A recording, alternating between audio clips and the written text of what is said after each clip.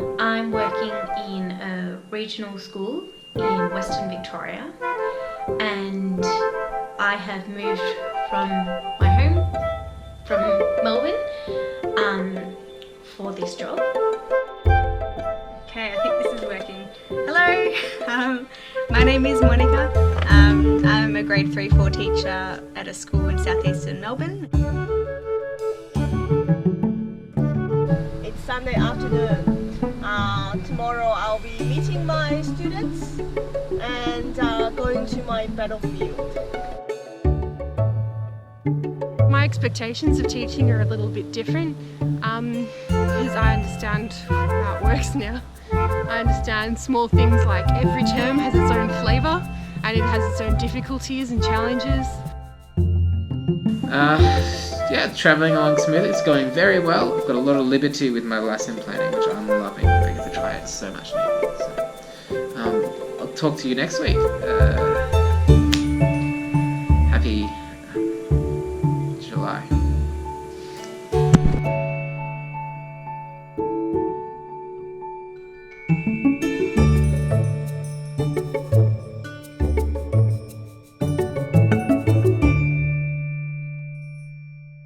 I chose to study education because ever since prep I've always had this dream of being a teacher.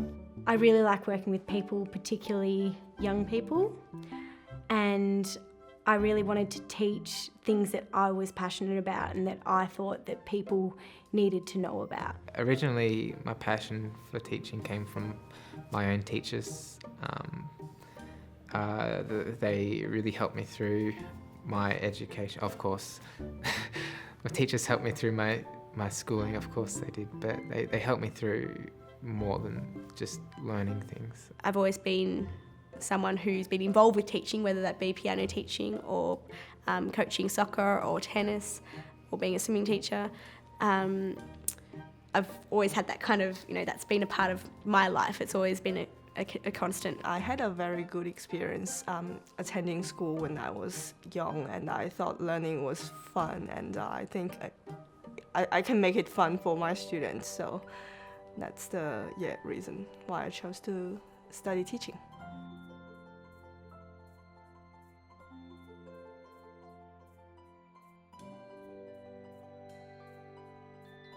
We spent the first part of the year letting teachers settle into their new roles, but also getting potential graduates on board with the project, as well as making sure that we had all ethical considerations in place so that people would be supported over their journey to tell their stories in ways that would be honest and respected and valued. I am a graduate teacher. I'm working in a regional school. It's quite a big town, and very different from the schools that I went to in Melbourne. One of the reasons that I chose to participate in this study is because I'd heard from a lot of people that your first year of teaching is really difficult. When I was studying, my lecturers told me. When I met people who were teachers, they told me. And now, in my first year of teaching, even my family members and people who aren't associated, with teaching in general are kind of, I guess, learning from their friends who are teachers that it's really difficult as well. I think that everyone kind of just accepts that it's really hard, and that instead of just accepting it, we need to find ways that we can support beginning teachers so that they don't have to face all these challenges and that they're not turned off from the profession. I've actually been teaching for over a year now. So last year was 2016 was my first year of teaching, and it's currently 2017 and finished term 1 and partway into term 2. So I guess the expectations I'm looking at are going to be about how to keep going and how to maintain what I'm currently doing, with the understanding that in teaching it's one of these professions, once you show you're capable, they just keep giving you more and more challenges, more workload really. So we feel like you're under the pump all the time. I figured that I need to get on top of this and start my recording. So this is my first recording. I guess it's a different situation right now, having had 2 days off school and going back to school tomorrow. So it'll be Tuesday. It'll be a nice 4-day week. But I guess it has been a stressful time so far in my teaching year. I'm a bit nervous about the parent-teacher interviews, to be honest. I've already met a lot. It's good in that I have already met a lot of my parents, parents of my students, and that's already for a number of reasons, mainly behavioural. So I am aware of what kind of parents I do have. There's one in particular that makes me very, very nervous. He's a very intimidating kind of guy, and the last time I met him, it was pretty much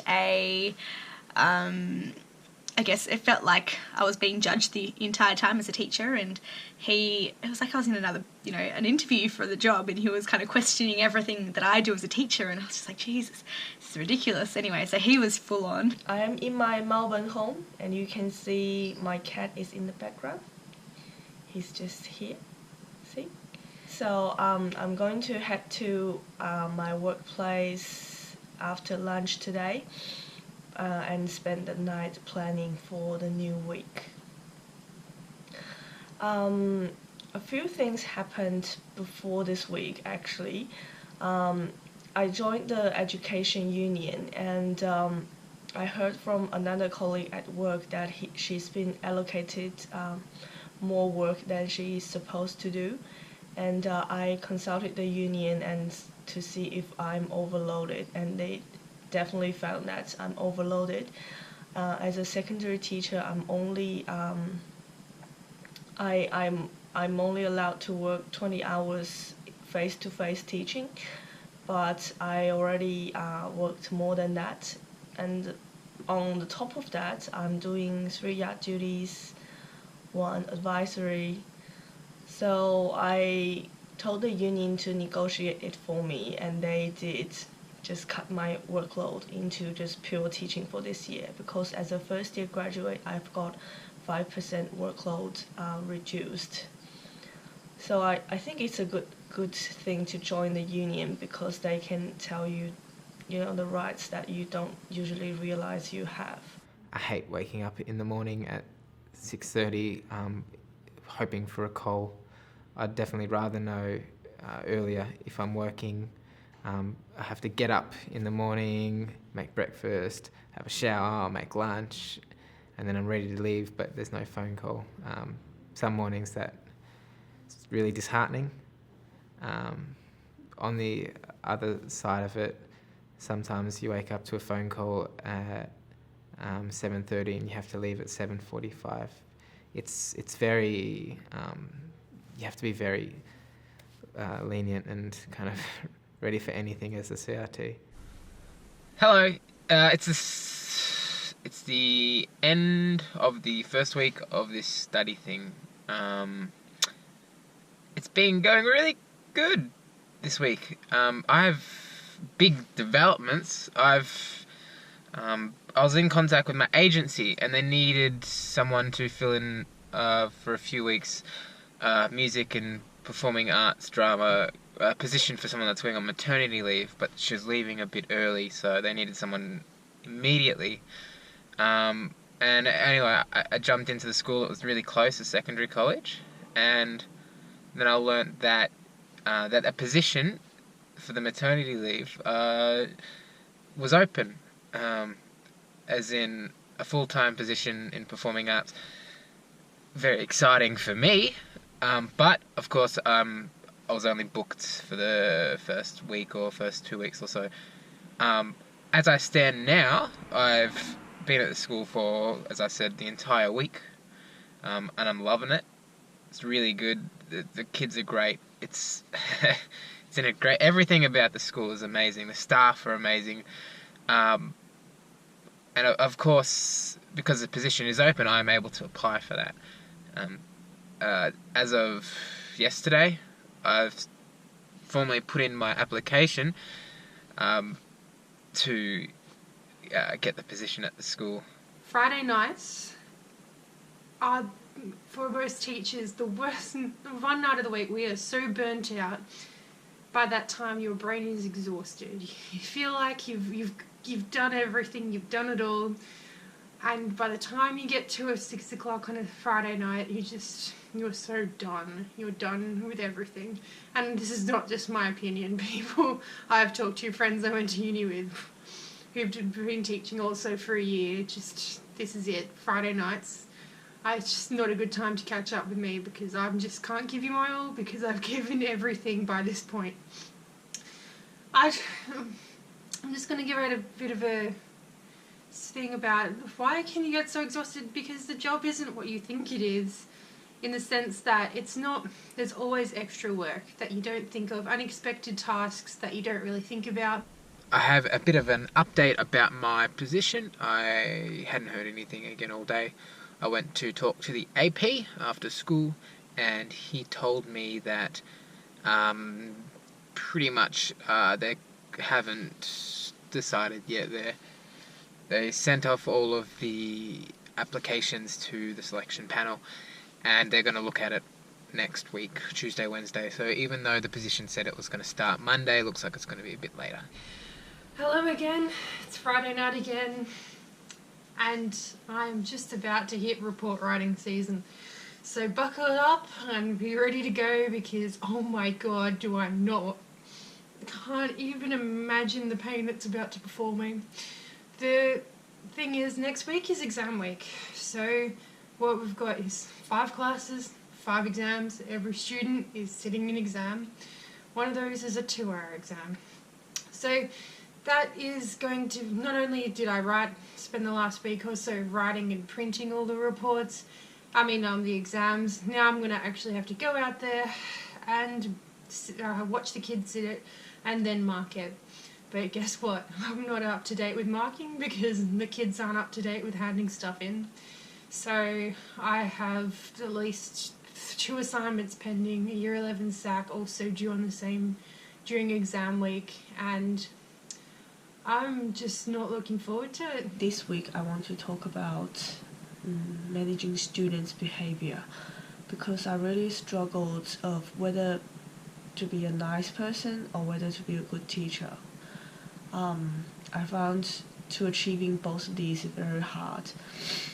Why is that? Because sometimes when teaching my Year 7 and 8, I really become the persona that I don't like.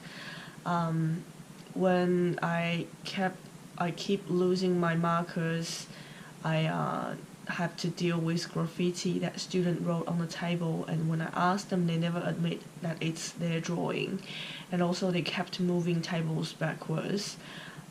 If I tell them to and they refuse to do, I need to move them forward again and again, and sometimes I just feel sick of doing this again and again. And the students, they love to making excuses of not doing their work, and they're also telling little lies. For example, they want to go to the toilet, they want to get a drink, or they just I couldn't tell whether they really want to go to the toilet, and they're just using this as an excuse to muck around. So I doubted every request they ask me. I become suspicious of many things, which is not the person I am. So I really struggle with this at the moment. Looking at kind of the leading teacher and how they run their classroom, it's been really difficult for me to come to terms with that I'm supposed to get the same outcomes as they have.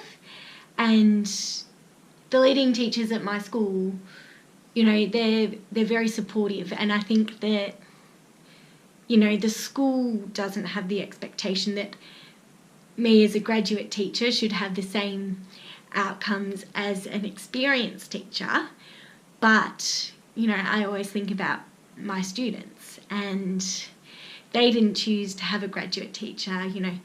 They don't get any compensation for having a graduate teacher or a teacher without experience. It's just lucky if they get a teacher who's just begun, or a teacher who's got all this experience and has all this knowledge and has already kind of, I guess, found their craft and how they want to how they run their lessons. And I think their teaching is really unique, and it's one of those professions that really values experience, but at the same time, I'm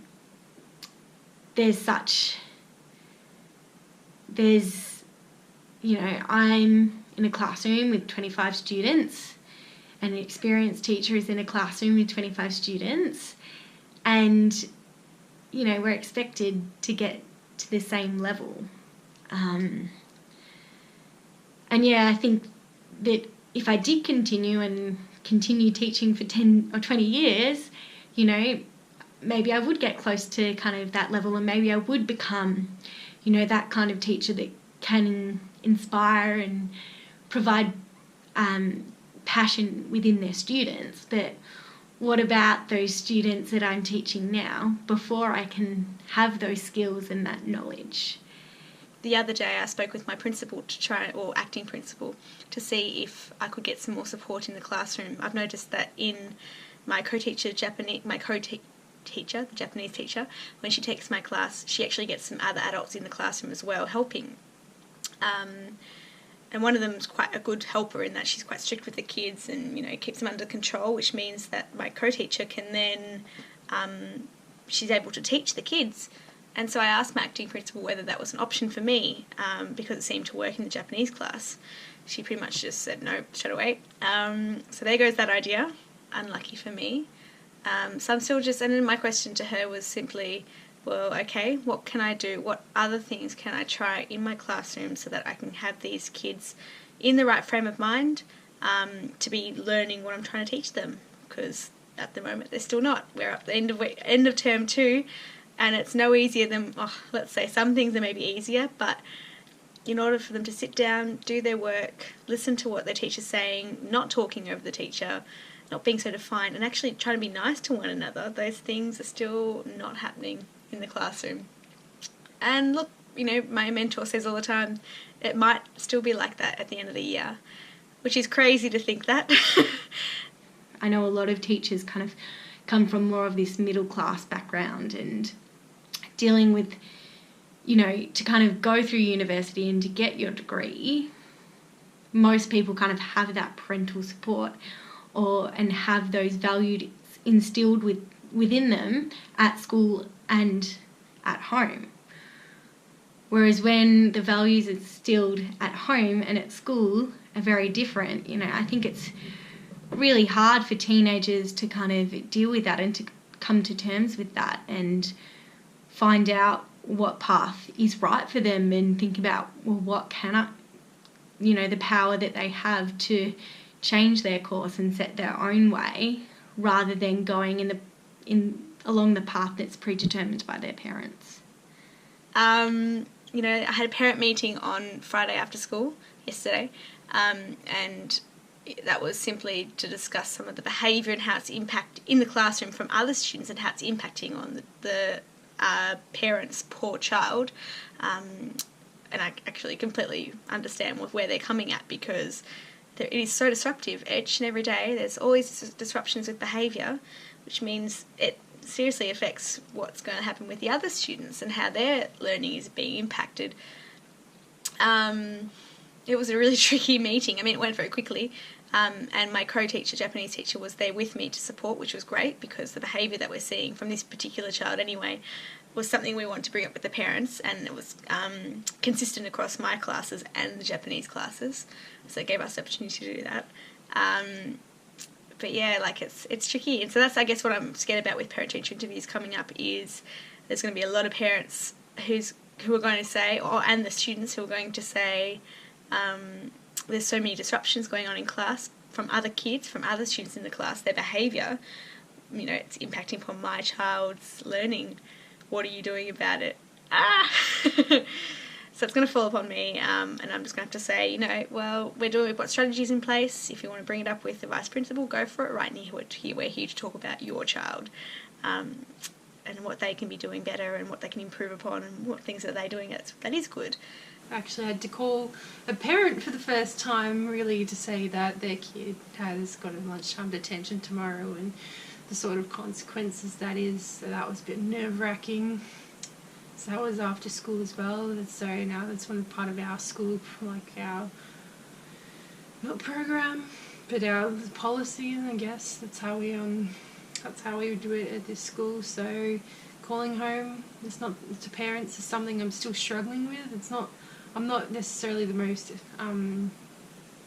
gifted person with the gap, I'd say, but also it's just, I feel like it's completely natural to not want to call parents, and particularly when you've got bad news. And I remember back in going to a PD last year for first-time teachers, and they said one of the best things you could do is that 10 minutes a week spend it calling parents and saying how well their students have gone, so that to kind of get rid of that negative connotation with calling parents and helping get them on your side. But it's one of those things that's just been added to my giant list of things to do, things that I know good practice that I haven't put into action yet. So that's part of teaching as well. You learn so much. You might go to a PD and you have so much information given to you, but to put it into practice takes time. This week I read a Facebook post in the Japanese Teachers Association, where there's a first-year teacher who struggled with classroom management because she's got 800 students. For she's teaching in a primary school, and she's only got half an hour for each of the class every week. So in order to get a full-time job, she needs to teach many students. And she even struggled to remember their names. Not to mention that she can manage them, because you can never do that until you know the students, or at least their names. And it was good to see that after the teachers' post, there were a lot of experienced teachers who gave her suggestions and encouraged her to keep on going, and told her that everything will become better after the first year or after the first few years. So whenever I struggle, I would like to read such posts more, because that at least tell me that it will get better sooner or later, and there will be a day that will get better. The acting principal asked if I could come and see her after school, so I went and saw her, and she said that one of the parents, one of the good girls in the class, had been concerned about a lot of the behaviour in class, and they were wondering what school's doing, etc., complaining about their child's spelling words aren't hard enough and not being challenged, and all this disruptive behaviour, essentially, meaning that she's not learning and la la la la. Anyway, so that was a bit of a downer to the day. There has been development in terms of the job front. So last night I came home pretty late, because after school I went to a PD with Monica. It was about anger issues. So that was actually run by the agency that I'm with, CRT, and I said to Monica that she might want to come because she's got a few difficult characters in her class. I think she found it more interesting than me, but after that I had to go to band practice, and then I came home about 10 o'clock, and I checked my emails, and I got an email from the AP of the school that I'm at, and he asked if I could come in for an interview today at 2:30. So something that's been really big that's kind of happened this year, and especially this week, is in regards to one of my students. I teach a Year 11 VCE chemistry class, and one of the students that I have in my class has a visual impairment. In terms of support that I've received from the school, I've had lots of kind of meetings, particularly with the VCE coordinator, about what, kind of, I guess, kind of more the assessment side of, what are the realistic expectations that we can do. At the start I talked about how I've been working one-on-one with this student a lot. I've pretty much been told by the VCE coordinator and other teachers that I can't keep doing that. It's not a realistic expectation for me to have that I'll be able to spend all this time outside of class bringing this student up to speed. I felt quite a relief hearing that I wasn't expected to do that, but at the same time, if this student isn't able to understand what's going on in my class if I'm not providing her that opportunity to learn within the classroom, then what else is she supposed to do? You know, she deserves that opportunity to learn. A lot of the kind of teachers have kind of expressed, or just like recognised how difficult this is for a graduate teacher, and a lot of them have kind of said, you know, I'm really sorry that this has happened to you. And, you know, they kind of recognise how difficult it is, and they say that, you know, they'll support me. But I find it really difficult finding ways that they can support me. I feel like the support that I need is someone in the classroom making sure, or helping me implement strategies to make sure that this student can understand what is going on.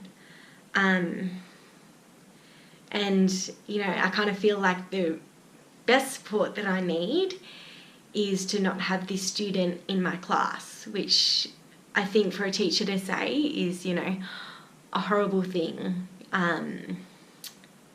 You know, it's kind of like saying, oh, I don't want you in my class because you're too disabled. It's too difficult to teach you. But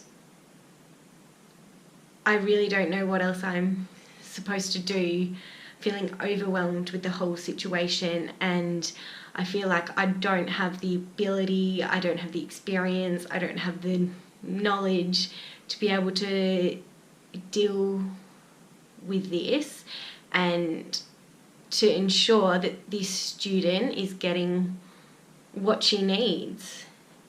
It is such a long term.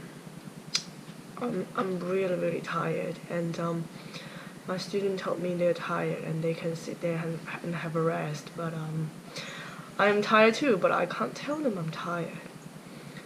I think these days really brought back my memory of my first year in senior high school. Excuse me. So this really brought back my memory of my transition from junior high school to senior high school, where I started boarding at the school, where I started the daily routine, getting up 5:30 in the morning and finish study 9:40 at the night, and then go to the dormitory to go to sleep. Having a lot of overwhelming subjects such as math, have a lot of tasks due at the same time that I didn't even know where to start, and I didn't even know how to do it. I just started to stress out. Yeah, I don't know. That's it. See you next week. So I've just had my parent-teacher interviews on Tuesday. It was crazy. I knew it would be. My mentor had given me some really great advice, and my mentor had told me to keep the interviews really positive, and so that's what I tried to do as much as I could. So unless the parent chose to bring up something that was quite negative, then I would of course discuss it with them. However, I tried to make it a positive thing, and especially because the kids had created these learning folders, which I tried to use as much as I could in my interviews to kind of allow the kids some kind of their own voice to be heard. Hello, it's the day after my interview actually. You could probably tell by the different clothes, but yeah, yesterday I had my interview. I thought it went really well, but I always think the interviews I've interviewed probably 6 or 7 times now for different schools, and I always think they've gone well. But they said they'd let me know. They couldn't tell me anything, of course. So now it's the day after, and just the end of the day, and I got the news, and I got the position, which makes me very, very happy. I'm like I can't stop smiling. It's finally it just feels so good to know that, to know where I'm. It's hard to describe. I was going to say you're the first person I've told, you're the second person I've told. I haven't told Monica, I haven't told my parents. I told my boss at the kindergarten I work at, because I said she's been really supportive and getting me covered for the time I've been away. So I had to let her know. I'm going to go in next Thursday to actually see all the kids, because they're probably wondering where I am, and I need to say goodbye and all that. But I've got it. Alright, it is week 10 of term 2. One more week and it's holiday. Yay! So this week I was still busy running around different schools. When I finish teaching at a school and I need to run to another school for a meeting. And it's at the end of the semester 1, so 2 of the school I teach got school concerts, so I'm going to school concerts. That makes me feel, included in the school community. But because I'm teaching at multiple schools, so I missed the photo day of each of the schools. So I was not included in any of the school photo of the schools I teach at. So which made me a bit sad. But I kind of get used to life like this. But in the future, if it can improve, I will be definitely more than happy. And also still I had some frustrating moments when the school internet or the school internet don't work well, or the student don't have appropriate device, so I couldn't run the activity as I planned. And I dealt with a student who had a bad attitude towards Chinese, and I kind of get used to that verbal abuse, but I talked to my colleagues and they just encouraged me to not take it personally. So I just went through some frustrating moments and I bounced back, as I think I've just developed the ability to bounce back very quickly, otherwise I wouldn't be able to cope with that pressure. Just thought I'd say yay. Yep, I'm tired, I'm exhausted. It's kind of a bit hard to believe that it's all finally freaking over. Our last day of term was basically, all these different PD sessions like run in our school. So I learnt some stuff, but really my brain is very fried and can't wait to kind of relax. And it hits the point that you don't even know if it doesn't feel like it's going to be over, but hopefully it's over. This week alone I've given out 2 red cards. Kids are crazy. It's end of term blues. Can't handle it much longer, but now it's finally done and I'm finally happy and I'm finally free. Bye, Cherry. Bye. Bye, Ben. Every weekend when I'm back in Melbourne, I will go for a walk with my husband in the nearby park near my home. So this is the chance that I can get close to the food, to the nature, and have a relax. Next week, term 3 is going to start, so it's my last few days of enjoying my holiday. I really don't want to return and do my homework because I have a lot to do before the term starts. So this is like the last few moments that I can enjoy my holiday. So in this video I'm going to talk about, my intentions for term 3. Over the break between term 2 and term 3 I went to Scotland for my sister's wedding, and I travelled around there for the whole 2 weeks, and it was really, really good. It was so good to not think about work for a whole 2 weeks. But one of the things that I found really hard was actually coming back. I realised that I was really dreading coming back to work, which I never thought that I would kind of dread to go to work. I think you know, I never wanted to see my job as something that I just do 9 to 5, that, you know, I kind of do for money. It was important that I found kind of like, I guess, a worthwhile job that was enjoyable. And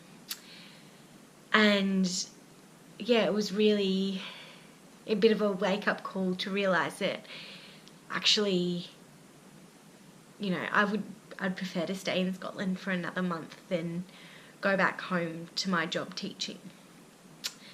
And, you know, if I thought that that would be my response going into term 3 last year, I'd be very, very surprised. Alright, it is week 1 of term 3. So today I think I'm going to talk about some of the classroom management strategies.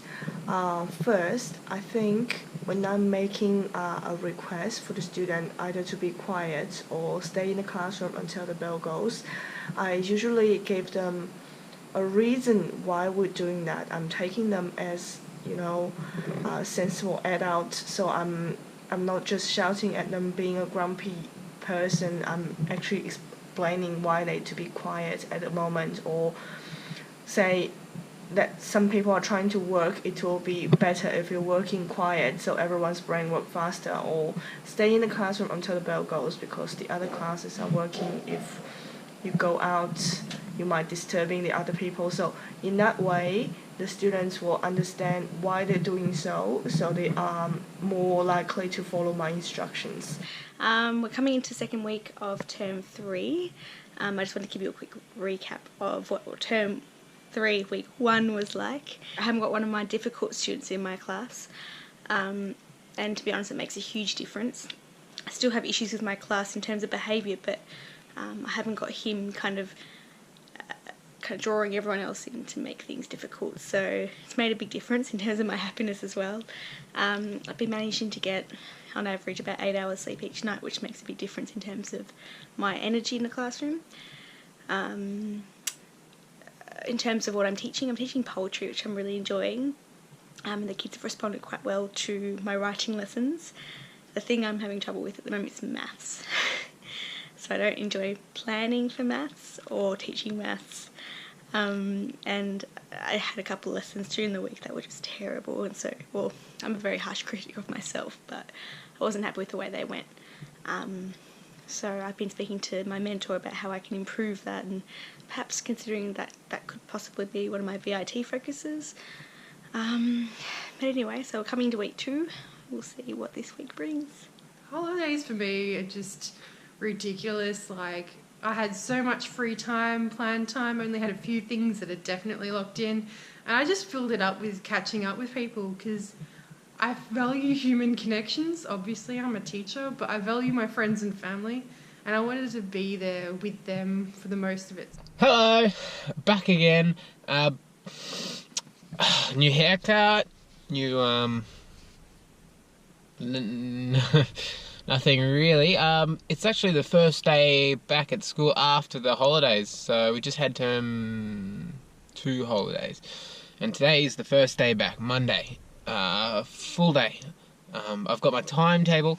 I know what I'm doing for the week, which was a bit of a, I don't want to say stressful, but because I was still finalising the timetable, I didn't really get my timetable until a few days ago, so I knew some of the classes that I was going to have. I knew that I was going to have Year 7s and Year 8s, but there was one Year 9 class which I wasn't sure about, and then the other music teacher, they said, prepare for the Year 9 class just in case. Big news on Monday, kind of devastating a little. It was that we're actually overstaffed at our school, so we had smaller numbers than expected. That means we're 3 staff over, and for everyone on a contract, it was hard news to hear, really hard, because it just we know that 3 people probably won't have a job at the end of the year. So this whole term's going to be a hard slog knowing that. It's like, how do you invest so much into a job that requires so much emotional investment when you know you might not be there next year? So you might have to be job hunting, and job hunting is just the worst. It is the worst, but at least I have experience now. I know what I'm doing.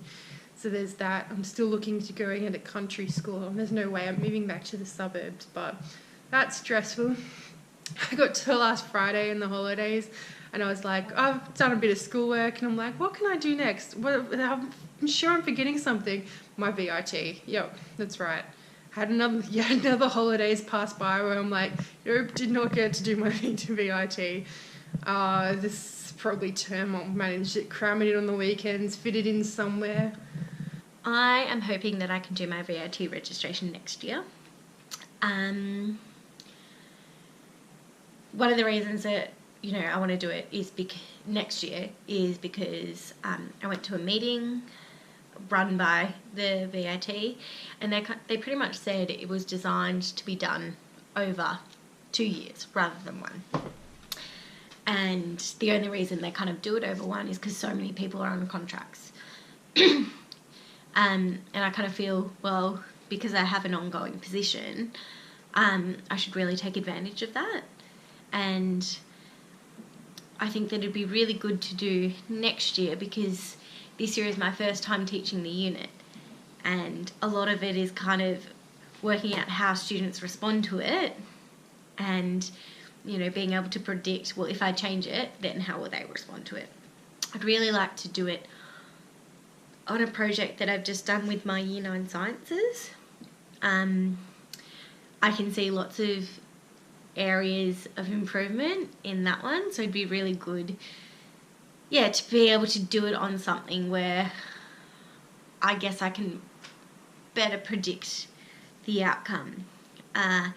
In saying that, I think that my school will want me to do it this year. I don't know why. Most people at the school do it in their first year though, but I'm having a specific VIT meeting at my school on Thursday. So find more out about it then. It's been 2 weeks, so I know all of my classes, I know all my kids. I've met them all. As I said, I've got Year 7s, I've got Year 8s, I've got Year 9s. It's hard to get to know every single child. I'm always told, get to know the students' interests and things like that. So I've got 8 classes, I think, and I only get to see them once a week, except for a maths class. I get to see them a bit more, but it's just hard to even know everyone's names. This is something that I guess primary school teachers wouldn't get, but I get kids coming up to me during the yard and say, "Hey, Mr. Driscoll," and I go, "Hey." But yeah, overall my classes are great, the kids are great. In terms of how I'm going at the moment, I'm very tired.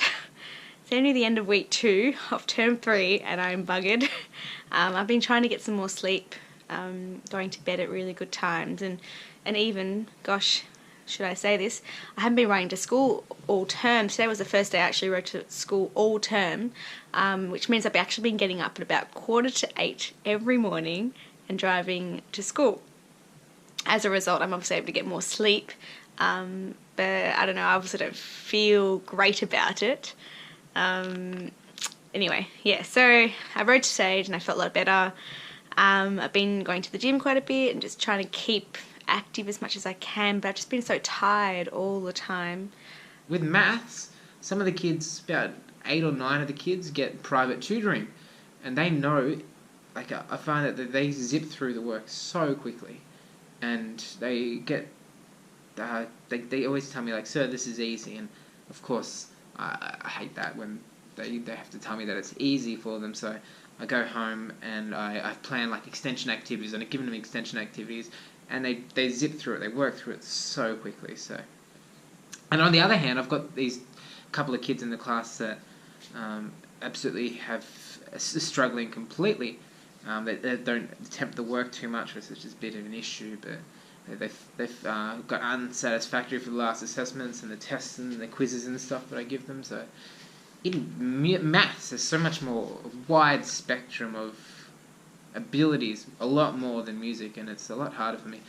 I haven't really had to differentiate that much, but I guess that's kind of like a thing I have to really consider now. This week I've been learning about why I've watched a TED Talk which a professor talked about why kids lie, and I found that's an interesting study because there are some scientific research about the kids lie to grow up. So sometimes they just don't intend to be bad people. It's kind of their process of growing up. So I tend to forgive the students who have lied to me, but I also need to hone my skills to detect whether they're really lying or they really want to go to the toilet. And also I've learned a new word called assertive teaching. So that's a very good tip for classroom management. It's about using a very calm but assertive voice to repeat your request until the student follow your instructions. Don't yell at the students because that sends a message to the students you can't take control over them. Alright, so I'll just use very assertive voice and repeat like recorder. When the student feel, wow, this teacher is really annoying, I better follow her instruction to let her just stop. Okay, so then that I have achieved my goal. Basically, today I'm feeling a bit down, I guess. I don't feel very confident in myself at the moment. And there was an incident yesterday at school, and it was a student. I was trying to follow the correct behavioural process, and I got them follow the process, gave them a red card to leave the room. I thought they swore and I misheard that. But the thing is, then he swore at me. When I've been in the past, I've had to give red cards for people doing that. So I was about to write a red card and he stormed out of the room. So then I sent an email to let the middle school leader know that the person was going potentially around the school. But what had happened was that kid went to the vice principal, and then she was talking to him, and then what happened is the middle school leader appeared at my door about 10-15 minutes after the incident, and then he asked me to go to the vice principal's office and sort out the problem. So that was a bit of a weird experience of being sent to the office, or feeling like I'm being sent to the office right in the middle of class. Kind of threw me for a loop. There was a positive outcome and it was a good conversation, but it just felt like there might... it's not that I felt like, it just felt so... it threw me for the entire day, and I guess I'm kind of feeling it now as well. Just because you've got a certain amount of authority, but you want to be respected by your peers, and you want your peers to think that you're confident and you're competent. And asking for help can be great because it can help definitely support you. My school's willing to do that. But you hit the point where you ask for help and then you feel like, did you ask for it but you didn't need it? And does that affect people's confidence in you? And I think underlying all that is just this feeling like this uncertainty about whether or not I'll have a job next year.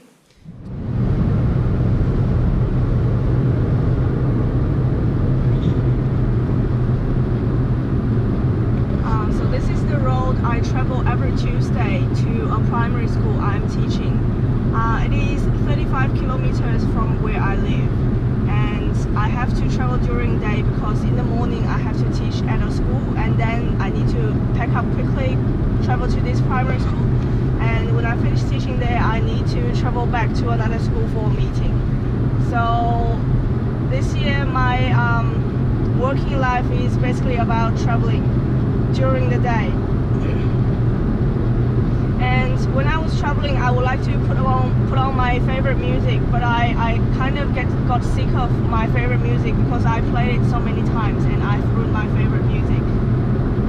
Hello, I thought I'd take you on a tour of my classroom. Because it's a weekend, the chairs are all stacked at the front of the room. Here is the adjoining area. As you can see, there's a divide that separates both my mentor and my class, and this desk belongs to the Japanese teacher for both our classes. Anchor chart, I guess storage, some pillows, etc. for kids. This is kind of like the timeout zone. Continue down here, we have our meeting area. So here is where kids sit down. I teach sometimes from the chair, sometimes teach standing up at the whiteboard and facing the students. I kind of mix it up a bit. Our Apple TV is finally working again, which is great. We're currently reading the BFG as a class kind of novel, and we have been reading it all year. It's taken a while to get through. We use the Voices menu for writing, and I'm actually in the process of changing up this display a little bit. Pretty much Voices stands for voice, organisation, idea, conventions, excellent word choice, sentence fluency and presentation. So kind of like the cafe menu, which we have over here, which stands for comprehension, accuracy, fluency and expanding vocabulary. So that's our reading kind of menu that students are quite familiar with. And back over here was the Voices one, which is for writing. It's about halfway through the 3rd term now. Just finished 4th week, heading into 5th week, again in my car. Weather's terrible. I'm sorry. I am actually planning to get out of my car at some point during my teaching career, rather than just sit in the back. But no, it's been pretty crazy. Not crazy. It's been pretty. New things have happened this week. So I can't remember if I mentioned, but the brass teacher at the school. It was actually his last day yesterday. Today's Tuesday, but the brass teacher at the school, he has actually moved to a closer school to where he lives. So the brass teacher vacancy was up, not officially, but we've spoken to the assistant principal and the instruments and music captain, things like that, and they've offered me the position. So now, starting next week, I am also the brass teacher at the school, which is good, and it's exciting, but it's also a bit scary because I always favoured myself in the classroom side of things. Music, in case you don't know, where I went to study, it's split between instrumental stuff and classroom stuff. And I much preferred the classroom stuff. That's what I wanted. The instrumental stuff I love as a hobby, but I don't know if I'd have the skills and the resources and things to do it justice. But a lot of the kids I already know because I taught them, and honestly, it's something that I was kind of battling between doing, and I think it'd be really, really good for me. The issue is that now I've gone from being under-allotted, which means I get a lot of extras and things like that, to being over-allotted. So that means that I'm probably teaching too much. And even at the moment, it's kind of... I'm finding it harder to not take my work home for the first time. Well, I guess you can say almost of the worst has happened. Found out that our staffing issues at my school mean that they're only offering 3 ongoing positions at this time in the departments of English, Science and Health. So I'm competing with 2 other people for the English position, for the ongoing position. And as I said, it's a position I've worked my arse off to get and is deserved to me, but because of the cutbacks, I'll have to fight for it. So it's an internal job application, and that means I'll be against 2 teachers, one of them the head of English, who also does all the most of the literacy intervention. He's a good friend of the vice principal, has 2 kids in the school, has lived in the area her whole life, versus me, who's been here a year and a half, and versus me, someone else who's been here a year and is an excess staff, but doesn't actually directly teach in the English department at the moment, but is qualified to do so. So I guess you could say this is one of those things where I'll also have to apply for a job by Friday, and we have to, so key selection criteria and all that jazz, and followed by an interview. And on the panel is people that you know, of course, and respect, and then you have to choose between us to give someone the ongoing position.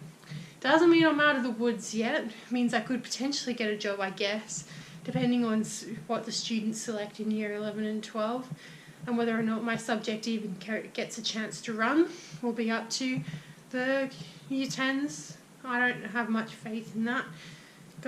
coming through, but it's hard to have self-confidence at this time. It's kind of shaking up everything. As you can tell, I'm either angry or really struggling not to cry. It is such an emotional roller coaster, and I'm feeling very vulnerable at the moment. Well, how else am I supposed to feel? And I feel like this whole process is just to secure the head of English teacher's position, and the rest of us will just have to see how it goes. What ultimately, also is not great is the fact that it's just the beginning of August and people won't be hiring for next year yet. So it's a good, nice, waiting period of anxiety-driven nervousness to see what happens. So I guess this is an added stress of what it takes to be a graduate teacher, is having very little or what feels like no job security. I started applying jobs. It's not because I don't love my students here, it's just teaching among 3 schools, the travel time, the lack of sense of belonging really broke my heart at some times. So I think I'll try to focus on one school next year. And so we'll see how it goes. I've got an interview next Wednesday. Wish me good luck. So in this video I'm going to talk about, not last week but the previous week, and all the drama that kind of went down. So what happened was, because it was a district athletics event on the Monday, my mentor and he would be going to that event because he organises all the sports at our school. And as a result, his class, his grade 3-4 class, would be split across all the other grade 3-4 classes. Now, I had been told on the Friday prior that I'd be getting a number of his students at about 11 o'clock, 11:30 on Monday, just for the hour. And I thought, okay, that's okay. I'll have about 34 kids in my class, but for 1 hour it's okay. And I sent an email through to the acting vice principal, and I just said, what should I be doing with this number of kids? Where do I take them? What do I, do I get an extra teacher? And she was pretty much just like, nah, you can take them out for a game or something. Okay, whatever. Come Monday, I'm in the middle of teaching my kids on a Monday morning, just reading them Harry Potter or whatever we're reading at the moment, which, by the way, is really great. I'm not biased at all. We had a vote, trust me, we had a vote for the class novel, and Harry Potter did win, and I had no input into that, so happy Monica. Anyway, so Monday morning, reading Harry Potter to my kids, and the acting assistant principal comes into the room with some kids behind her, and I'm thinking, oh, this wasn't meant to happen until 11:30. Anyway, it turns out I had to have, my mentor's kids for the entire day, 34 kids, and I looked at her and I was just like, is this for real? Anyway, so, because I'm doing my own thing with my kids, that's not relevant to my mentor's kids in his class, like we're doing spelling, which he doesn't do the same in his spelling classes. I was like, alright guys, go get yourself an independent reading book, and that was pretty much it. Like, I didn't know what to do with that number of kids, and it was just so messy. It was such a messy day. Oh, it was gross. Anyway, that was Monday. Tuesday morning, my Japanese co-teacher calls in sick. She's been a bit ill lately. And so there's going to be a CRT replacing her art class in the morning, and my kids have art in the morning on Tuesday mornings at 9, and I do induction with the other grads, an induction meeting. Usually at this time it's to do with their VRT. Anyway, about 10 to 9, the acting vice principal comes up to me and says, so the CRT is running late, so you need to take your class this morning. And I'm like, oh, okay. Flexibility, come on Monica, you can do it. I'm thinking, what do I do with my kids in the morning? Like, they're meant to be doing art. I'm not an art teacher, I don't know what to do. And then I'm also told that, hey, by the way, it's also open morning, and open mornings when parents come into the classroom and just watch what the kids are doing, what they're learning. And sometimes, I know in other classes, they organise activities like rotations that the parents can get involved with. And I'm thinking, Jesus God, not like no one told me it was open day. My mentor didn't know that it was open day. I'm not sure whether he would have told me anyway, hopefully, fingers crossed. But, didn't know it was open day, so I'm thinking, geez, Louise, what do I do? So, go down to my classroom, get myself all organised. I'm like, we'll just do some reading in the morning or something. And I'm like, so slowly we'll, did the role, get the kids all organised, and then slowly the parents start trickling in. We only had about 3 or 4, but the parents starts trickling in. And I'm going, hey, thanks for coming in, guys. they're meant to be at art right now, but the CRT is running late and we're just going to be doing some reading, so you can just observe if you want. It was so ridiculous. CRT didn't rock up until about 9:45. At that stage, the kids were doing their own independent reading and doing some silly activity that I thought at the top of my head. And then 10 o'clock I was to take my kids anyway, so we did our normal writing lesson, and some parents were still around. And that was alright, like that wasn't too bad. But, when the parents start flicking through my kids' books, I think, you can do this at any time. You don't need to wait until open morning to come in whilst I'm teaching your kids, and you just start, use that opportunity to start flicking through their books, like make an appointment with me or come in after school or whatever. So that made me really a little bit angry. It's like, stop doing that. Stop it. Then Wednesday. Something else happened Wednesday. I think it was to do with the timetable again. Collegial visits. Okay. So we're required to do collegial visits, which is really great, just watching another colleague teach. You take notes and you use some of what you've learnt through that collegial visit into your own teaching, which is a really great idea. So I'm meant to be doing my collegial visit at 11:30 on Wednesday, and that's when I usually take my kids for PE. So I call my vice principal and I say, hey, is it possible to get someone to cover my PE class so I can do the collegial visit? And she says, you'll need to call the teachers who have APT at that time, so their planning time at 11:30, and ask them to take your class. And I go to say to her, well, will they get their APT time back this week? And she said, probably not. It would have to be next week. And I hang up and I'm thinking, okay, no one's going to want to take my PE class. One, it's my class and no one really wants to take my class. Two, like, why would you want to miss your APT time and not being guaranteed your APT time that week? Okay, so then of course I spend the next 15 minutes calling teachers and asking them if they can take my PE class, and I'm getting answers like, well, that really sucks, and no. And I'm like, fair enough. I wouldn't say yes either. It was just ridiculous. And then after a while I just thought, you know what, screw it, I'm not going to do my collegial visit. I'm going to have to wait, a couple of weeks down the track when it's less busy. But I thought, this isn't my job to be wasting my time, that was my APT time, calling other teachers to cover my class at PE. That's not my job. That's your job.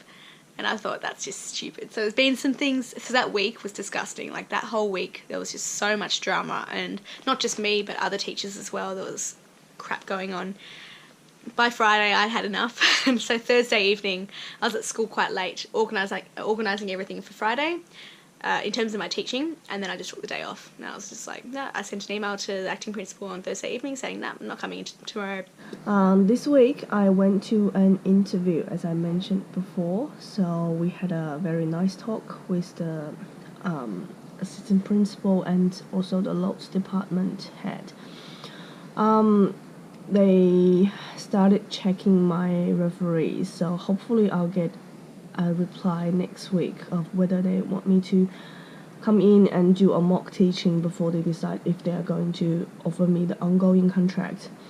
Because I'm having issues with my current school, I travel too much. I travel among 4 schools, and I'm on a 1-year contract, so that doesn't provide me with my job security.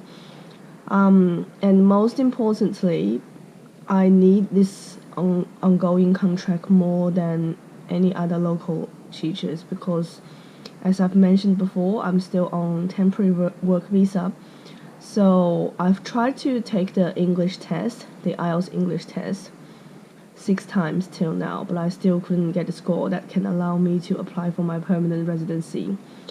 So I can show you all the test script I received, and I've taken them for 6 times. I went to Monash IELTS Center, I went to Hawthorne Test Center, and I even went to Korea. Alright, but I still couldn't get the score. I achieved each of the band scores separately, but in different exams. But in order to get my permanent residency, they want the score on the same script. And also the assessing institute, they wouldn't allow me to combine my scripts. So I just got so frustrated. I just don't know if I keep taking this test, which is $330 a time, that would just defeat me so much and waste so much time and energy and money. So I would rather go another way, which is I will try to get an ongoing offer and try to get a school to sponsor my permanent residency. So that's why I tried so hard with getting this new job. And but because in my first year I've already started my VIT inquiry full registration process with my old school, and the new school really want an early start, so they want a teacher starting in term 4. In that way, if they offer me ongoing position, I might have to break my current contract with my current school, which means my VIT process will go to, I'll have to start the process again. So this is causing so much stress on the top of my usual teaching, reporting, meeting, and marking work duties. Well, I guess I'm sad to say that the worst has kind of happened. I wasn't successful in getting the ongoing position at my school, and I've got no guaranteed work to do next year, so I'll have to look elsewhere. And I know I should have been recording this a lot more consistently. I'm kind of sorry about it, but I've honestly been quite an emotional wreck. So it's Wednesday night, and I found out Monday night, and I was completely devastated. An initial shock wave kind of rushed through me, and I was a mess. And I don't personally like filming and letting people see me when can't stop crying. And my mum came and visited me and was there for me, and just the ups and downs and my interview, I think I gave a really good interview, and I was really confident coming out of that I'd done my best, so at least I have no regrets on that behalf. Well, I guess, how does it feel to lose a job, no fault of your own, when you know that the person you've come up against is way more qualified? She's your friend, you've been to her house, you teach her children, your friend was on the panel, your mentor was on the panel, principal, and he didn't get picked, and you kind of knew all along that was the likely case. But then to hear that, there's always the possibility that you can continue on, but it's not guaranteed, nothing's guaranteed, and it's too early in the year for people to really look for hiring for next year. So it's still the waiting game, the uncertainty, and it's just full on. This video is going to talk about my visually impaired student that I have for year 11 for VCE chemistry. It's kind of got to the point where I've asked everyone for advice, what should I be doing? And they've kind of said, you've done all that you can and you can't help her anymore. And I say, well, what do I do when she's sitting in class not doing anything? And they say nothing. There's nothing more that we as a school can do. We don't have any funding for her, and it's really, really hard just to see someone fall through the gaps and not get the help that they need. And yeah, that's been very difficult on me as a teacher, because people have said this is the hardest thing that you'll have to do in your career. And people have said that I've been doing really well, but I have nothing to show for it. This student is not succeeding in chemistry, and I can't help her anymore, which is very difficult. Well, I guess the initial shock's a bit over. Currently in the job market again, such a pain, such a pity. Still have to finish that. Still on the agenda this weekend, as well as upgrading my ski selection criteria in my resume, is finishing my VIT. God, it's such a pain. And I'm over that sort of bureaucratic nonsense and the marking I have to do. So it's like this extra element to everything. It's just me having to do more work. I heard back from the school I interviewed and they decided they want to choose another candidate, so I didn't get the job. Well, so from now on my task is to get more time fraction at my current school so I can get at least 2 or 3 years contract, or if it's better, ongoing position, so I can use my current school to sponsor my visa and permanent residency. So a couple more days left until we go back for term 4. Thank God it's only 11 weeks. When I say only, that's still more than it was term 3. But I'm trying to tell myself it's not long to go until it's the end of the year. I guess the position I'm in at this time is I feel as though I'm probably not going to be teaching next year, as hard as that is for me to say. I guess there's many reasons for that. But I mean, I'm honestly at this stage, I'm been looking at other jobs, looking at what other options I have, which are many, which is good. I've got lots and lots of different options I can pursue. One of which is, like, I've just applied for a librarian officer in Glen Waverley, and I've also looking at maybe even going back to study to learn more about teaching English to speakers of other languages, so TESOL. First week of term 4 feels like so much work to do. I did leave a bit of homework that I could have done in the holidays and just let it pile up. But it's one of those things where, you know, when you're a teacher and you just want to work, not work as much on your holidays and have an actual holiday, I think you feel valid. It's a valid thing, and it's all about doing the homework and getting the work done. And I was never good at that at school, and I left stuff to the last minute. And realistically, that's what's happening as a teacher too. I don't like letting people down, and I don't, as much as I can help it. But you know, the moment it's a bit rough with the other things going on in my life, and I just have to think of those and put myself first, which is strange, putting yourself first as a teacher, because you're such a self-sacrificing job. Over the holidays I had some barbecues and dinners and things like that, and I was speaking to other grad teachers and hearing how they're going and struggling with things, getting some ideas, and sounds like I'm very fortunate in my situation at my school, in the sense that I am not on a short-term contract. So I was speaking to another music teacher who is a good friend of mine now. He's at a different secondary school at a 0.7, 0.8 load, teaching music, and first year at the school, he's only been there for 8 months or so, I think, but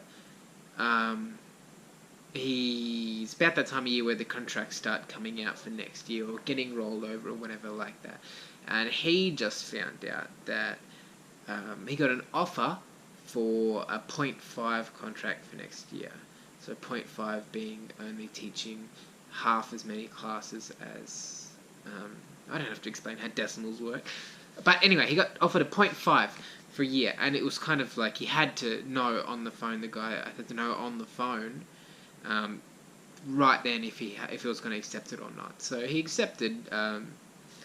Of course, instantly kind of felt like under pressure, kind of second guessing himself. But he was saying that the other teachers at the school didn't even get an offer, and he should be grateful for that 0.5, even though that he was starting to put a lot of effort into this school, into the program, and then suddenly they dock his hours so that he's only working half time.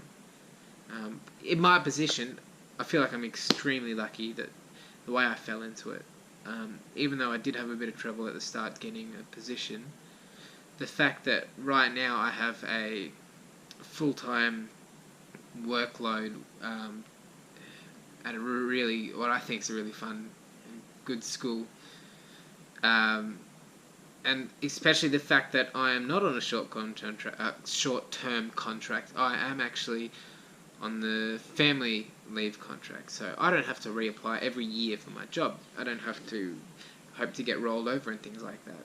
The other teachers, I'm sure all the other teachers doing this video thing will tell you about it. Next thing that's coming up is saying students finding out I won't be here next year. Like, my mind is still wrapping itself around that concept and the big goodbye that this term really is. So it's all happening, and positives, looking forward to city camp, looking forward to not being at school.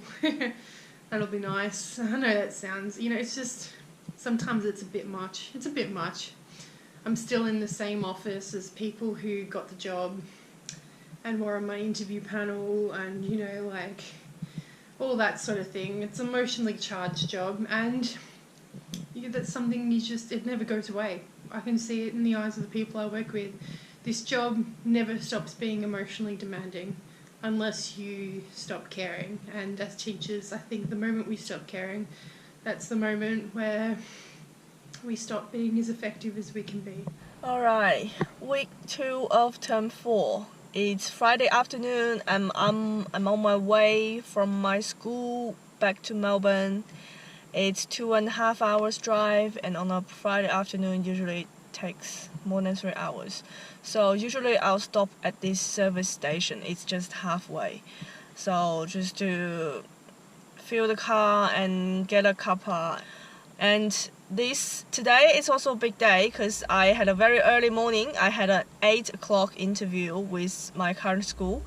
They are posting my job as a 2nd-year contract, which is better than a 1-year contract before, but still it's not ongoing. That's the best thing I can get at the moment. So if I can get this job, get this contract, I can use that contract to sponsor for my permanent resident visa. So that is kind of the positive news I've been getting since the start of this year.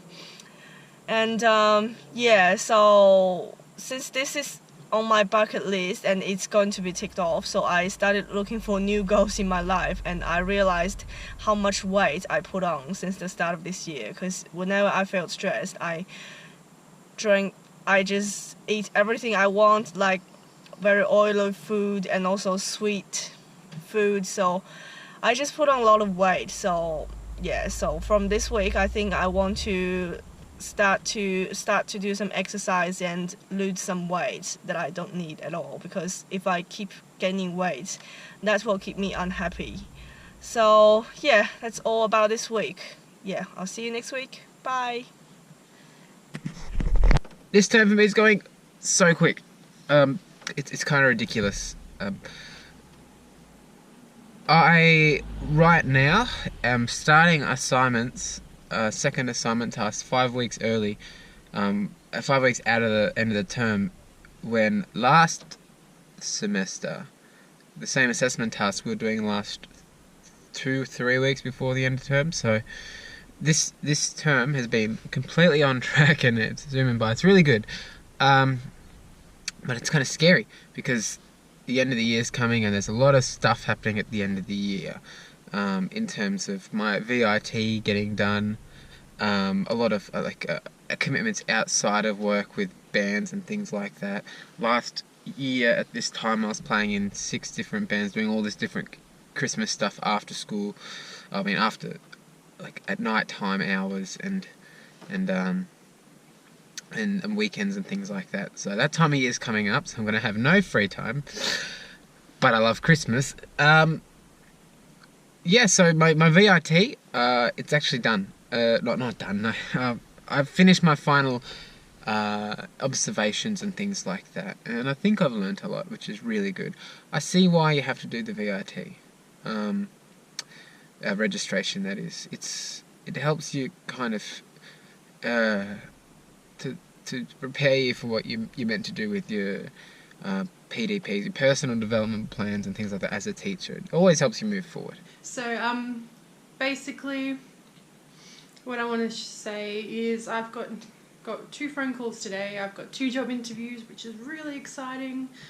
And I feel validated, vindicated, all that sort of thing, because finally I have a possibility and a little bit more, feels like a little bit more control over my future.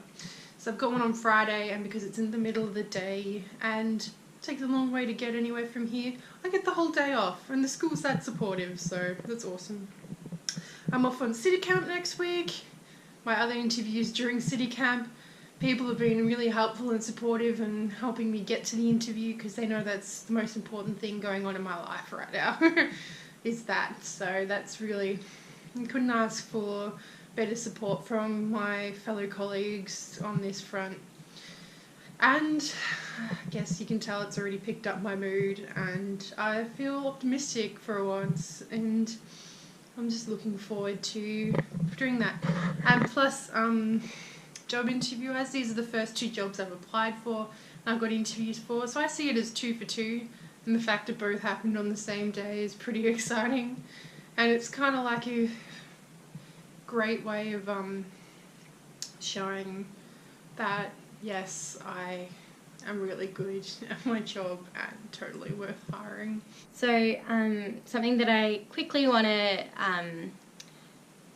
go through and I guess explain the end of is what happened with my visually impaired student. I was, having a lot of difficulties trying to find a way that could work for her to learn the content. At the time I think her attendance was about 50%, so she was only there 50% of the time, so she was falling behind. She couldn't catch up on her own. She wasn't able to follow the textbook, or all the kind of apps that she had to read through the textbook weren't working, and I guess there were no strategies in place for her to learn outside of the classroom, and then when she came into the classroom she couldn't follow with what we were learning because it relied on a lot of prior knowledge. Again, tried to go through strategies that would work, and she kind of didn't have any ideas. She said that nothing that worked in her other subjects could work for chemistry, so kind of very much felt like I was at an impasse. And then I received an email from her mother, who wasn't supposed to contact me directly. There'd been a lot of issues with her incessantly contacting teachers about it. If you called up, you'd be on the phone for hours. And the email was just really, really horrible. She implied that, I was going against the Discrimination Act, that it was my job as a teacher to find a way for her student to be able to learn chemistry, and that I think the thing that upset me the most was when she kind of said, it's up to you, you can make this a really good experience for her, or you can make it a really horrible experience for her, because I felt that realistically I had done all that I could do, and that, with the resources that I had, it just wasn't possible to support her doing chemistry. I checked it early in the morning and I was really upset by it. I ended up taking 2 days off from work. I went back home to live with my sister in Melbourne, and I guess I was really affected by it because I felt it was really unfair, and I felt that it was, obviously she'd crossed the line, but I also was a bit resentful with the school in the way that they handled it. And I guess after that happened, the school kind of did step in, and they got a meeting with the parents, and the outcome of that meeting was that she would drop out of chemistry? Alright, week 3 of term 4. I got the 2-year contract with my current school, but here comes the next question. So the school is unwilling to sponsor my permanent residency because they've sponsored someone else, and it was paperwork after paperwork. So they think that they would rather me to take the test, but as I've shown you before, I've taken it 8 times. I'm not trying. It's that the test is not legitimate to judge a person's English level. So I'm going to have a meeting with the big boss next week, and I've talked to everyone that's relevant to this visa condition this week. So hopefully next week I'll get a positive result. Yeah, so this week has not been an easy week because I've been through frustrations when I heard about the news. And I've talked to my husband, and we figured out, the worst result is that next year I'll just come back to my Melbourne home. I'll not work full-time. I'll just take the English test until I get it, because there's no way that I work 5 days a week and then take the whole Saturday to take that stupid test. It's not gonna happen. So yeah, we'll see how it goes. The result next week. In the aftermath of, taking a few days off from school, I ended up seeing a psychologist about it through the department, and I think that was really useful. I think looking back on it now, I definitely took the situation very personally. I felt like I wasn't doing my job as a teacher, and I just felt, that I didn't have any confidence in myself, and I think that it's really hard as a graduate teacher to have confidence in yourself, especially when something like that happens, because you don't have any experience where you can say, oh, but look what I did there. So, you don't kind of have those things to look back on and say, and prove to yourself that, no, I am actually good at what I do.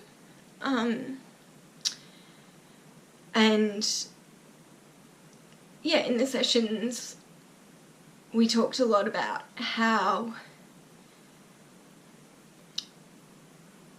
people react to things differently, and how the student and the family were under a lot of stress, and that's kind of how they dealt with their stress. They kind of needed a scapegoat to blame. And, a graduate teacher, I felt like an easy target. So I went to an interview with a primary school, and then in Melbourne.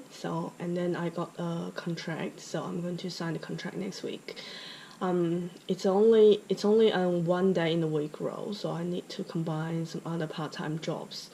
And also I took my students to the Chinese speech competition in the regional area to compete with students learning Chinese with other schools.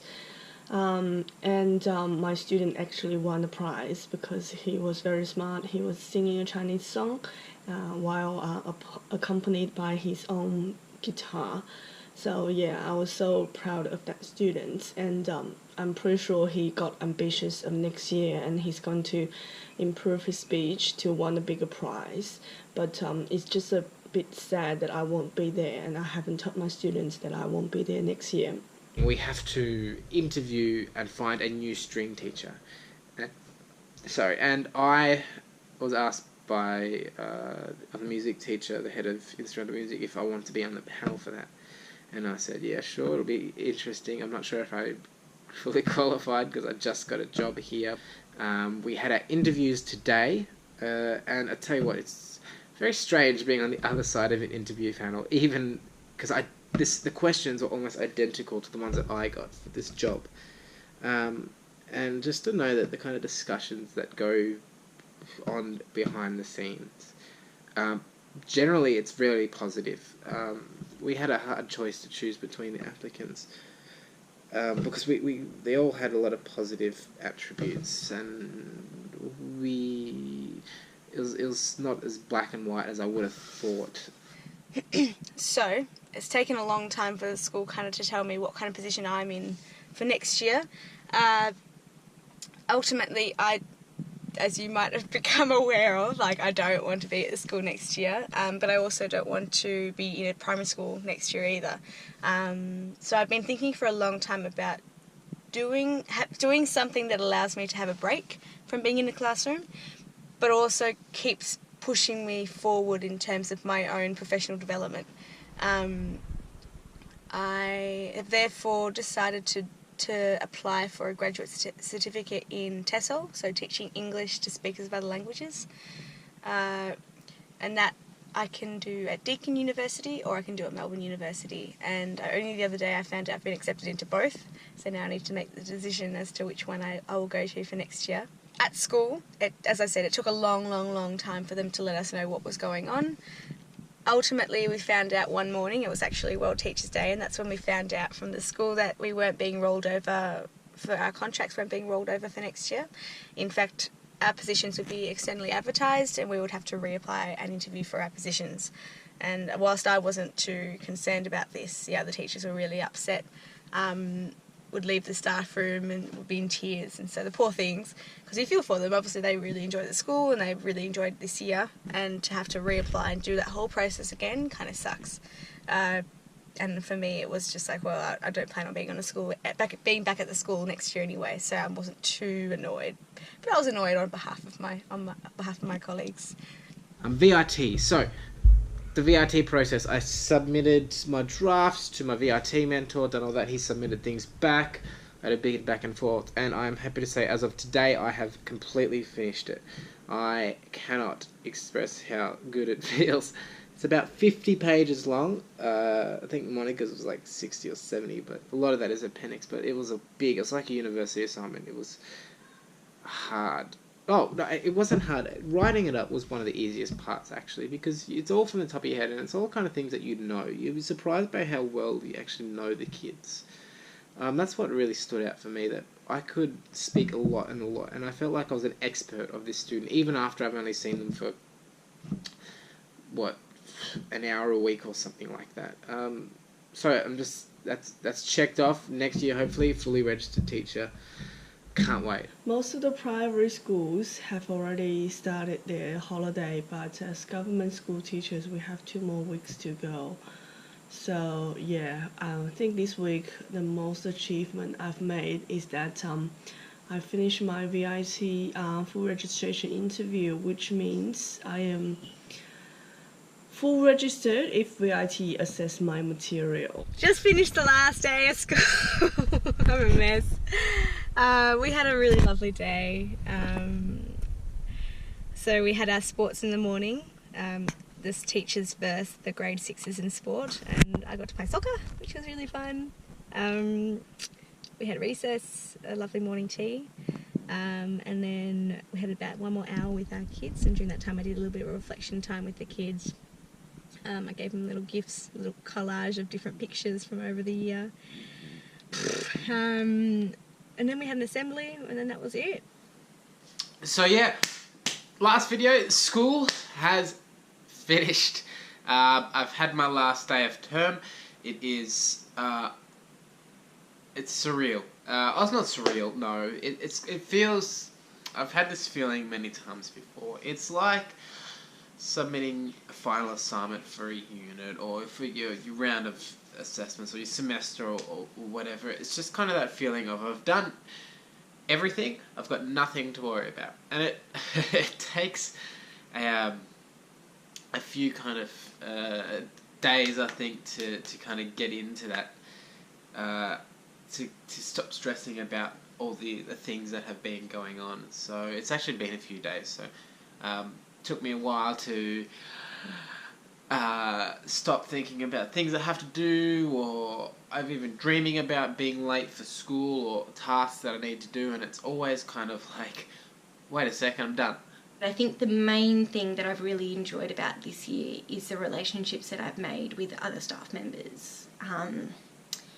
Moving to a new town, I didn't know anyone, and I really feel like this is my home now, and I feel that both of my faculties, because I'm in 2 faculties, that they are both so supportive and that they are non-judgmental, and that everyone is working towards the same goal. I just can't believe this is the final video I'm going to shoot for this program. So because last year there was some unhappy stories with my old schools, so this year I am going to teach at 2 different new schools. So new schools bring a lot of new challenges, such as new co-workers. So I need to meet people and work with new people, and of course new students. I think that all teachers are amazing in that, we have a very lucky job, and it's difficult, but, it is very important. And, we live to see our students be successful. So many of my friends kind of work in industries where it's important for them to be successful, and I think it's really nice to work in somewhere where you're empowering other people.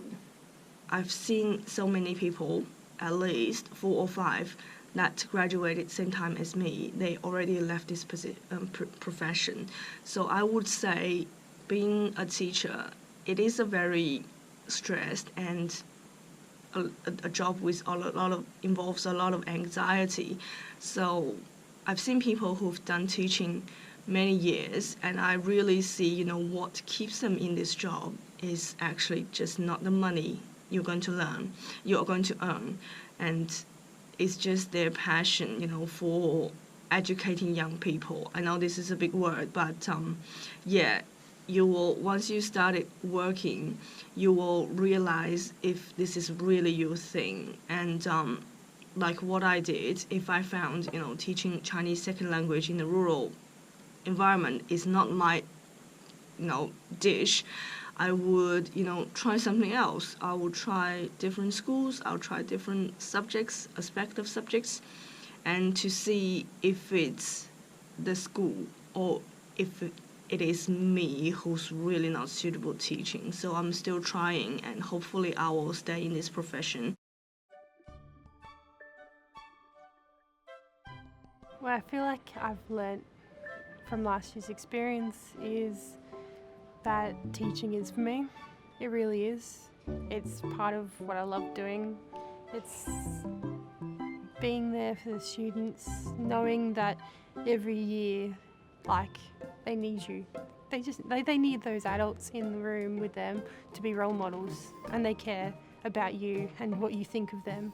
And it's remarkable that the teenage mind can pick up on how you're feeling and thinking, and they crave connection, and you are a real role model in the world. And there is just, if there's no other profession, or maybe there are, but it's just such an impact on people.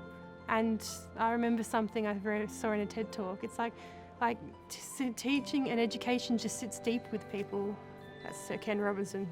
But it's something that everyone remembers. They remember teachers, but fundamentally it reminded me that I don't care if the students can't remember my name in 20 years' time, but if they're good thinkers, if they're good readers and writers, if they have an investment in themselves and the world, then what more could you ask for?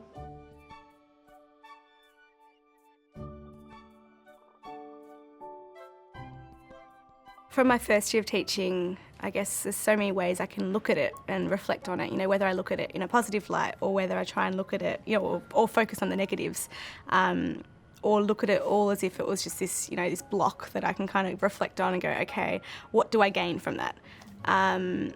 it's tricky. I mean, if I look at it and go, well, the fact that I was able to complete that whole year, my first year, and go tick and complete my VIT, tick, have, gained so many different skills and have developed so many different relationships with students and with staff and come away with it where the principal was happy to be my referee. Like, that is such a success in my mind. I'm so happy with that. And, halfway through 2017, I wasn't sure that I could. I don't think there was a time where I was thinking, can I do this? Can I keep this up?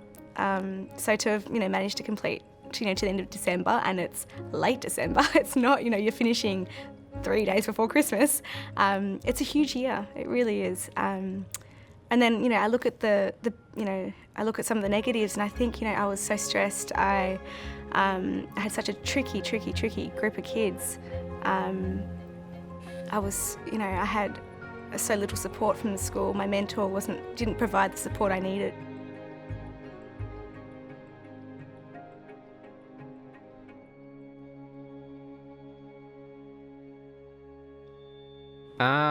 My first year of teaching was up and down.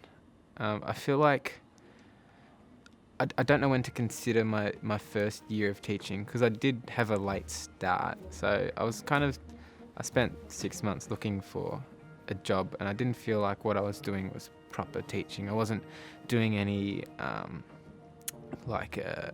any of my PD or any staff meetings or anything that goes behind teaching rather than the classroom stuff. So the first half of the year, I wouldn't really consider what I was doing to be what I consider now to be teaching. But when I did start and I did get that full-time job, it's very intense, to say it the best. It's a baptism by fire. I think especially starting halfway through a year without proper induction programs or kind of an ease in with student-free days before you actually start teaching. It was very much, it wasn't scary, but I felt like there was a boulder chasing me the entire time, and I was just ahead of it every single day.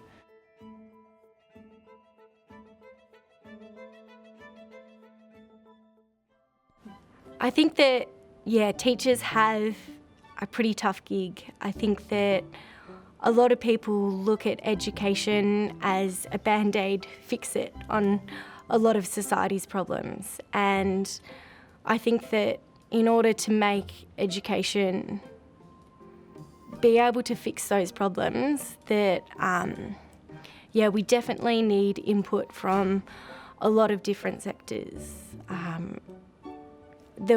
The wellbeing people that I work with are great, but we need so much more support in that, we're constantly contacting the police and all different sides of the communities, and there's a lot of family violence, and all those things take a really big impact on the kids, and it makes it really hard for them to be able to have an effective education where they can learn. And I feel that a lot of people don't really understand how to make education better. They just think that it should be better.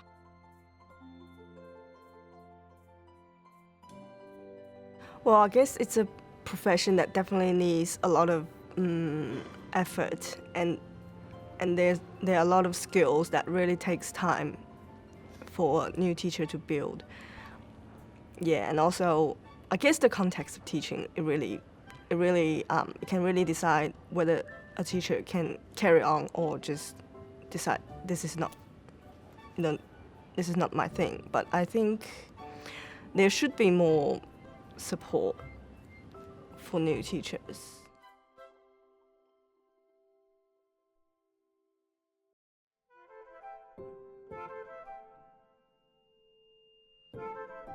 Teaching it's an ageing profession. We have a lot of people that have hung in as teachers for 30, 35, 40 years.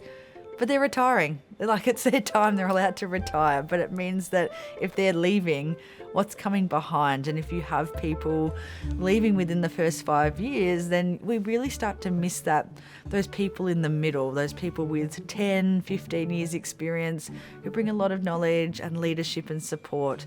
So we won't be able to sustain schools that are made up of, you know, teachers within the first 5 years of their career who potentially are going to leave as a result of the pressures they face, which become more and more so if we don't start addressing this issue.